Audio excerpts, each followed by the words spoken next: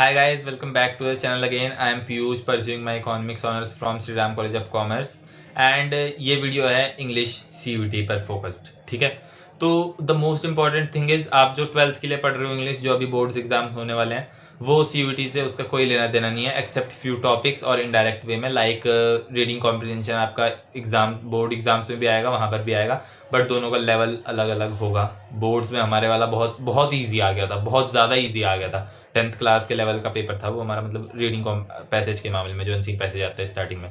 So that is the thing. तो आपको अभी से लाइक मैं कहूँगा कि 1-1.5 घंटा आप दे के चलो CUET फोकस्ड इंग्लिश को, वो आपको बाद में बहुत हेल्प करेगा. बिकॉज आप जब बोर्ड के बाद आओगे तो लाइक सीधा मार्च खत्म हो चुका होगा, आपके पास बचेगा अप्रैल, और फिर मई में तो पढ़ाई होती नहीं है. मई में क्योंकि इतनी खबरें आ रही होंगी ना कि ये पेपर हो गया, ये हो गया, NTA कुछ ना कुछ बवाल मचाता रहता है, तो उतनी खबरों के बीच में वो पेपर मतलब लाइक हो गया होगा, आपका सिलेबस भी हो गया होगा, उसके बाद पढ़ने का मन नहीं करेगा, टेंशन सी और होगी.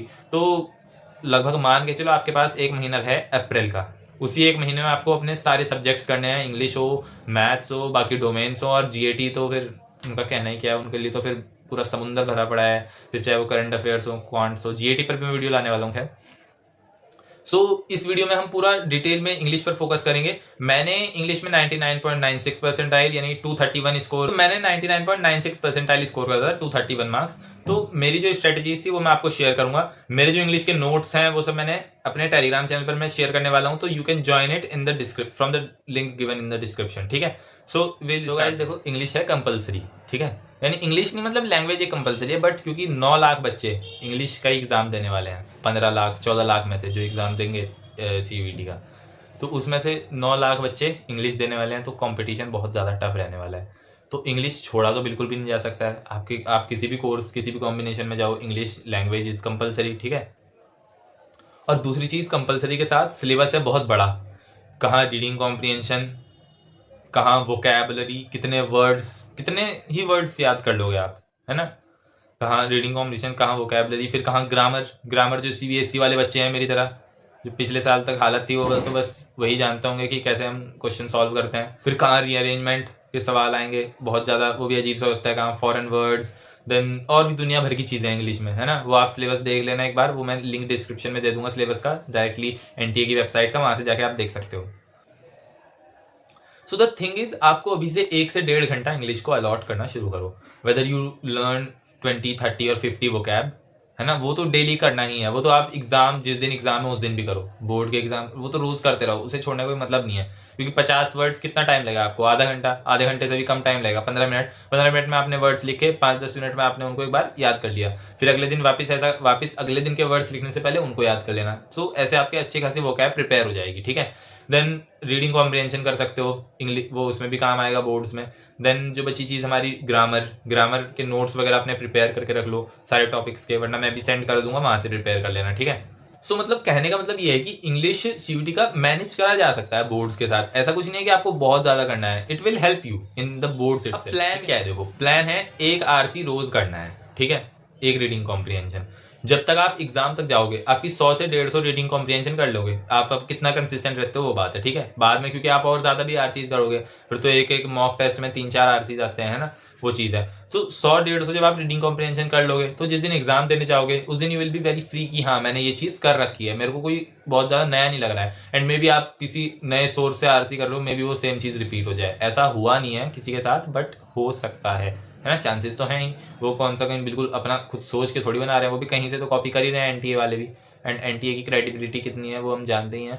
सो ठीक है, वो सब आप कर सकते हो. अगर वोकैब की बात करूं, मैंने पिछली वीडियोस में बहुत बार बताया, तो अपने जितना आपका कैलिबर है, आप 20-30 एटलीस्ट 20 वर्ड्स तो करोगे इस, क्योंकि बहुत ज़्यादा टाइम नहीं बचा है. एंड 50 तक आप 50 से भी अगर आप ज़्यादा कर सकते हो, अगर आपको वो याद भी हो रहा है ना, याद भी होना चाहिए. ऐसा नहीं है कि आप 100 वर्ड लिख रहे हो डायरी में बट वो आपको याद नहीं हो रहा है. So that is the thing. तो जब आप 50 वर्ड्स रोज लिखोगे, उसको अगले दिन से पहले रिवाइज कर लेना. इट विल बी इनफ, बहुत हो जाएगा. अच्छा, सोर्स बताऊं अगर मैं आपको इसका, वोकैब का, है ना, या फिर RCs का भी, तो बुक लो. बुक इस वक्त मैं रिकमेंड नहीं करूंगा, एज बहुत ज़्यादा टाइम नहीं बचा है, बट स्टिल अगर आपका मन है तो आप जो मतलब बहुत ज़्यादा फेमस बुक्स हैं WPME टाइप की, उनमें से आप कर सकते हो. बाकी इस वक्त मैं जो रिकमेंड करूंगा वो है यूट्यूब पर लेक्चर्स, PYQ सर्च करो, CUET इंग्लिश PYQs, है ना, वोकैब. तो वो आपको पिछले सालों में जितने वर्ड्स आए, जितनी शिफ्ट्स आए, उसमें भी बहुत सारे वर्ड्स हो गए हैं ना, इतनी शिफ्ट चली हैं 4-5 साल से CUET हो रहा है कंडक्ट इतनी शिफ्ट्स में, तो दैट इज द थिंग कि आप अगर उन्हें भी कर लो तो भी आपकी बहुत अच्छी प्रैक्टिस हो जाएगी। अब अगर हम आए ग्रामर पर, तो ग्रामर के लिए ध्यान रखो गाइज, ये कोई CBSE का एग्जाम नहीं हो रहा है जहाँ पर आपको ये चीज़ सुनने में थोड़ी सी अच्छी ठीक सी लग रही है तो आपने उसको लगा दिया।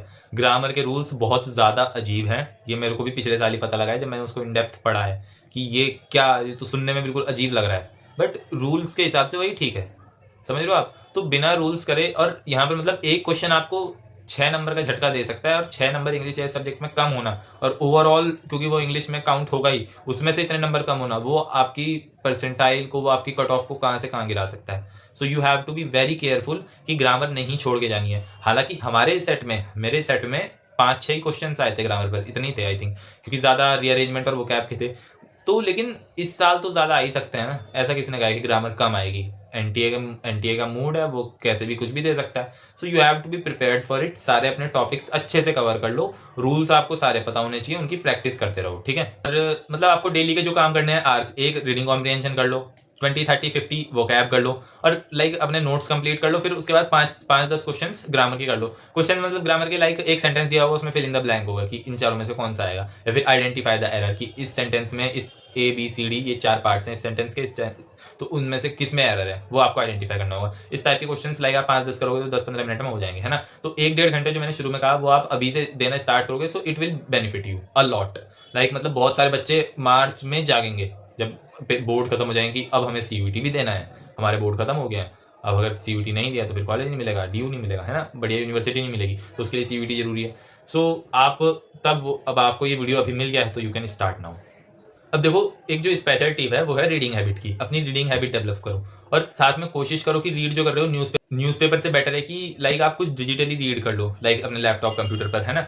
क्योंकि उससे आपको क्या रहेगा कि जैसे एग्जाम भी आपको स्क्रीन पर देख के ही देना है, and so it will help you. Like newspaper आप हाथ में लेके उसको पास करके, है ना, वो अपनी मर्जी से देख रहे हो, बट लैपटॉप पर लैपटॉप कंप्यूटर पर वो आपको डिजिटल आपकी एक आदत बन जाएगी, वो आपको एग्जाम में हेल्प करेगी। और रीड क्या करना है, लाइक द हिंदू का पहला पेज पढ़ लो, फ्री आता है ना, वाली चीज़ है, बाकी के लिए तो सब्सक्रिप्शन है। और या फिर एसेज पढ़ लो, एक एऑन एसेज करके एक वेबसाइट है, वहाँ पर बहुत सारे आर्टिकल्स एसेज वो सब मिलते रहते हैं ना, मैंने भी वहाँ से बहुत चीज़ें पढ़ी थी, तो that is a good thing.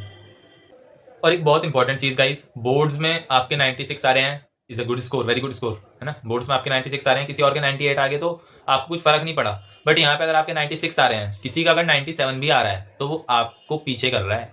ये कॉम्पिटिटिव एग्जाम है, ये कोई ऐसा एग्जाम नहीं चल रहा है। This is CUET, this is not boards. यहाँ पर एक एक नंबर आपका कॉलेज डिसाइड कर रहा होगा कि आप SRCC में जाओगे या फिर हिंदू में, या फिर आपको नॉर्थ कैंपस मिलेगा या फिर south campus. So you have to take it with the utmost sincerity. What you can do the best right now, कि आपको ये वीडियो मिल गया है इस वक्त, आज है 20 जनवरी, तो 20 जनवरी को आपको पता है कि हाँ मैं इंग्लिश को 1-1.5 घंटा दे सकता हूँ, तो देना शुरू करो। Take the advantage of starting early. जब बाकी बच्चे स्टार्ट कर रहे होंगे तब आपका सिलेबस ऑलमोस्ट कंप्लीट होने को आया होगा इंग्लिश का, या फिर आपने कंप्लीट कर लिया है, तब आप बिल्कुल फ्री माइंड हो के केवल मॉक्स, और जो मॉक्स उनको एनालाइज करा, जो गलतियां हुई उनको सुधारा, अगला मॉक। ये जो साइकिल चलती है ना कि सिलेबस कंप्लीट हो रखा है, बस जो गलती हो रही है छोटी छोटी सी गलती केवल वो सुधारनी है, ये इस साइकिल में बहुत मजा आता है। एंड कुछ लोग यहाँ तक पहुंच ही नहीं पाते हैं क्योंकि उनका सिलेबस ही कंप्लीट नहीं है, उन्हें ये लगता है वो ये तो मैंने पढ़ा ही नहीं है, बट आपको पता है आपने पूरा सिलेबस कंप्लीट पढ़ लिया है। अब अगर कुछ गलती हो रही है तो वो बस बहुत छोटी सी कोई सिली मिस्टेक है, या फिर थोड़ा सा कुछ और ऐड करना है, वो आपका वहीं के वहीं सुधर जाएगा।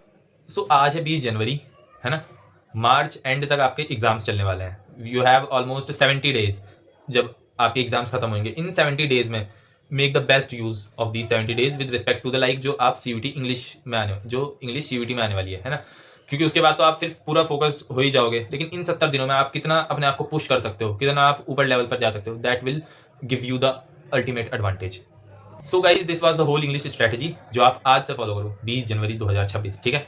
और आई होप कोई और आपका डाउट बचा नहीं होगा। Still you have any doubt, comment it, I will make next video जिसमें आपके वो सब डाउट्स कवर करूंगा। और कोई बहुत ज़्यादा स्पेसिफिक डाउट है वो मेरे को बताओ, कुछ रिकमेंडेशन देनी हो मैं अपनी वीडियो को कैसे और बेटर इंप्रूव कर सकता हूँ वो मेरे को बता दो। और make sure you hit the like button and make sure you subscribe to the channel. So I will meet you in the next video. Till then.